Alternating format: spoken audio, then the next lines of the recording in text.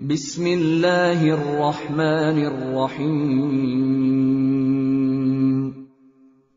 شروع اللہ کے نام سے جو سب پر مہربان ہے، بہت مہربان ہے۔ براءۃ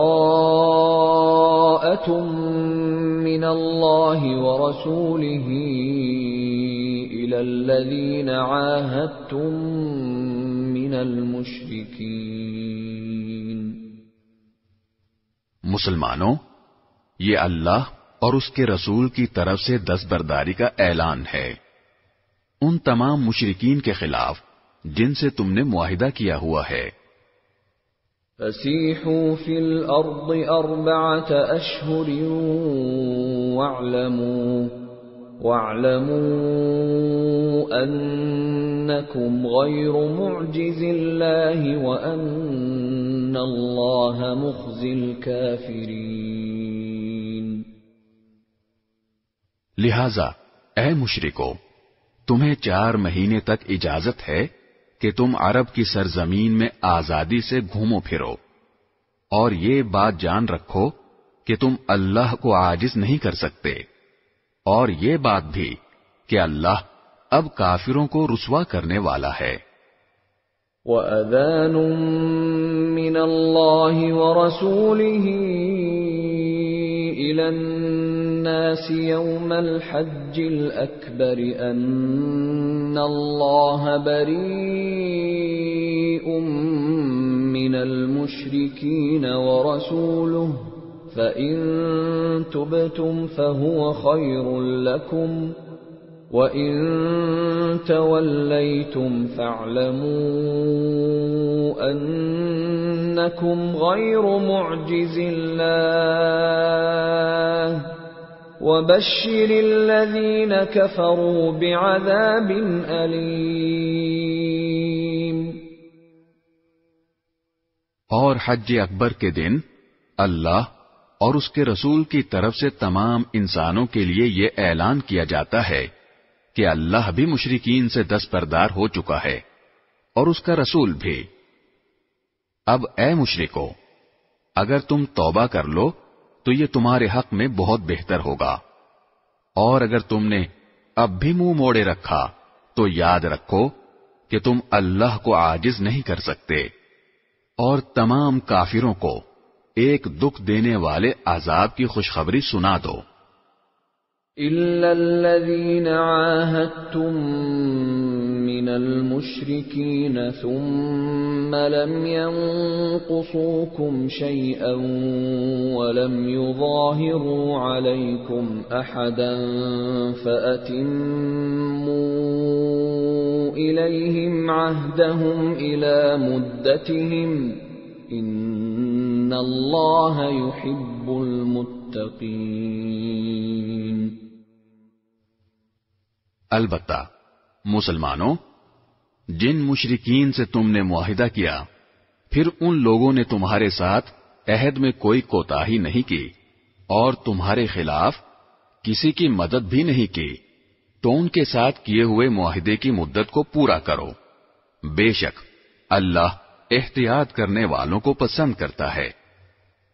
فَإِذَا انسَلَخَ الْأَشْهُرُ الْحُرُمُ فَاقْتُلُوا الْمُشْرِكِينَ حَيْثُ وَجَدتُّمُوهُمْ وَخُذُوهُمْ وَاحْصُرُوهُمْ وَاقْعُدُوا لَهُمْ كُلَّ مَرْصَدٍ فَإِن تَابُوا وَأَقَامُوا الصَّلَاةَ وَآتَوُا الزَّكَاةَ فَخَلُّوا سَبِيلَهُمْ ان اللہ غفور رحیم۔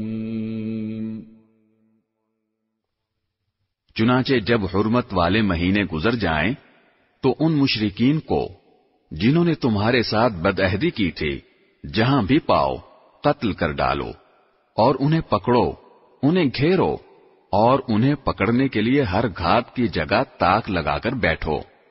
ہاں، اگر وہ توبہ کر لیں اور نماز قائم کریں اور زکوٰۃ ادا کریں تو ان کا راستہ چھوڑ دو، یقیناً اللہ بہت بخشنے والا بڑا مہربان ہے۔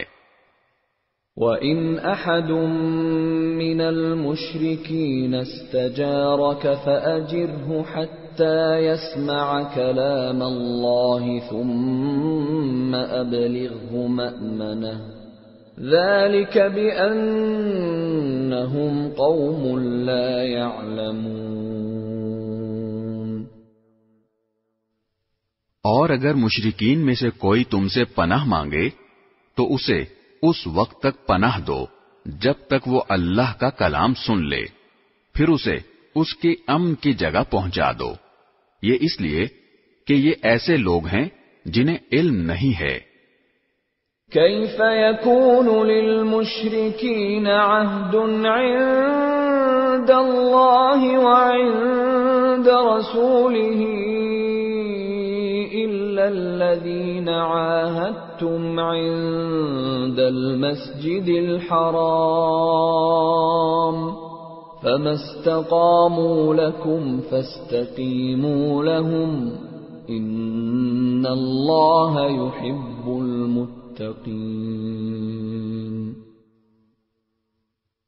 ان مشرکین سے اللہ اور اس کے رسول کے ساتھ کوئی معاہدہ کیسے باقی رہ سکتا ہے؟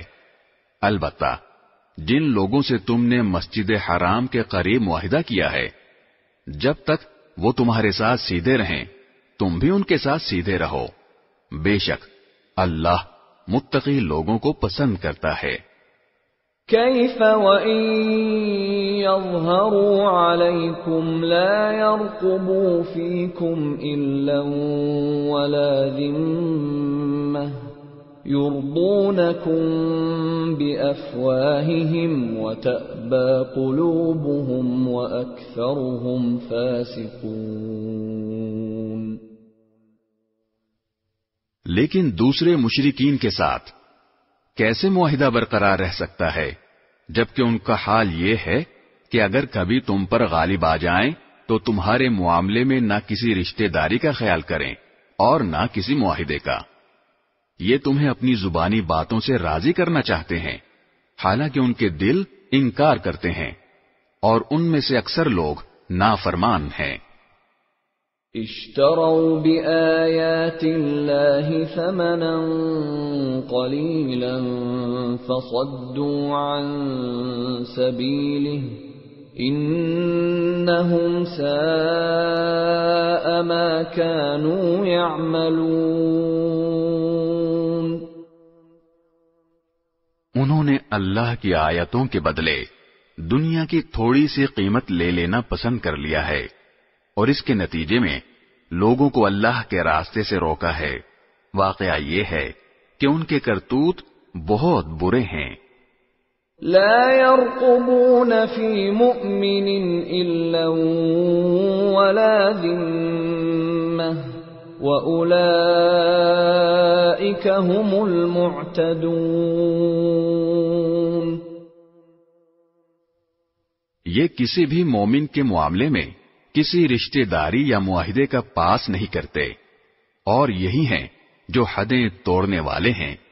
فَإِن تَابُوا وَأَقَامُوا الصَّلَاةَ وَآتَوُا الزَّكَاةَ فَإِخْوَانُكُمْ فِي الدِّينِ وَنُفَصِّلُ الْآيَاتِ لِقَوْمٍ يَعْلَمُونَ۔